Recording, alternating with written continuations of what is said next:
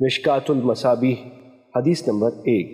حضرت عمر بن خطاب رضی اللہ تعالیٰ عنہ بیان کرتے ہیں، رسول اللہ صلی اللہ علیہ وسلم نے فرمایا، تمام اعمال کا دار و مدار نیتوں پر ہے۔ ہر شخص کو وہی کچھ ملے گا جو اس نے نیت کی۔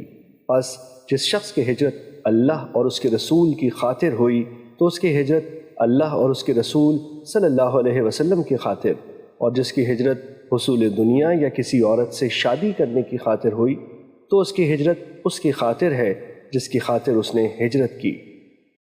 مشکات المصابیح حدیث نمبر 2۔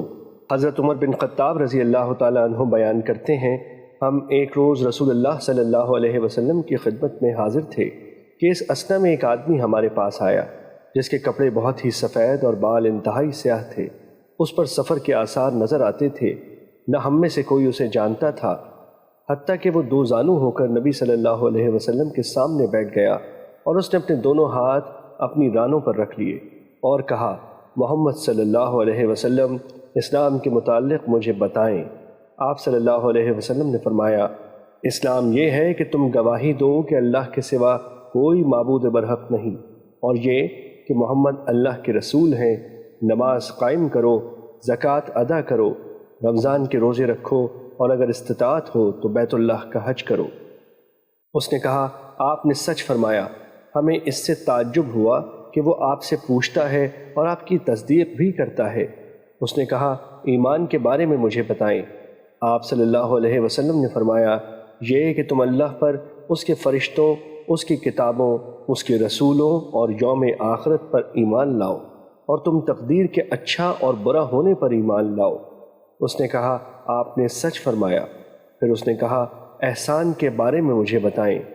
آپ صلی اللہ علیہ وسلم نے فرمایا، یہ کہ تم اللہ کی عبادت اس طرح کرو گویا تم اسے دیکھ رہے ہو، اور اگر تم اسے نہیں دیکھ سکے تو وہ یقیناً تمہیں دیکھ رہا ہے۔ اس نے کہا، قیامت کے بارے میں مجھے بتائیں۔ آپ صلی اللہ علیہ وسلم نے فرمایا، مسئول اس کے متعلق سائل سے زیادہ نہیں جانتا۔ اس نے کہا، اس کی نشانیوں کے بارے میں مجھے بتا دیں۔ آپ صلی اللہ علیہ وسلم نے فرمایا، یہ کہ لونڈی اپنی مالکہ کو جنم دے گی، اور یہ کہ تم ننگے پاؤں، ننگے بدن، تنگ دست بکریوں کے چرواہوں کو بلند و بالا عمارتوں کی تعمیر اور ان پر فخر کرتے ہوئے دیکھو گے۔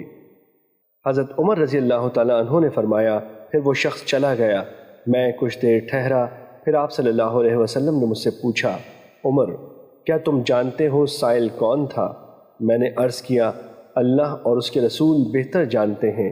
آپ صلی اللہ علیہ وسلم نے فرمایا، وہ جبرائیل تھے، وہ تمہیں تمہارا دین سکھانے کے لیے تمہارے پاس تشریف لائے تھے۔